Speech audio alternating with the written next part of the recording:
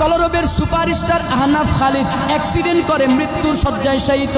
বলে doctor guarantee দিয়ে দিছে, ডাক্তার বলে দিল এই শিল্পী আর বাঁচবে না, বাঁচার পার্সেন্টেজ মাত্র 3%, বাঁচার পার্সেন্টেজ 3%, আর মৃত্যুবরণ করবে 97%। ডাক্তার গ্যারান্টি দিয়ে দিল, লিখিত দিয়ে দিল।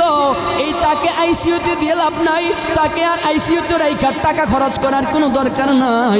এই বাঁচবে না, বাঁচবে না, বাঁচার পার্সেন্টেজ 3%। বলে এই গ্যারান্টি দেওয়ার পরেও সারা বাংলাদেশের মুসলমান, সারা বাংলাদেশের যুব সমাজ, লক্ষ লক্ষ আলেম, লক্ষ লক্ষ ছাত্র, লক্ষ লক্ষ হাফেজ আহনাফ খালিদের জন্য দোয়া করে।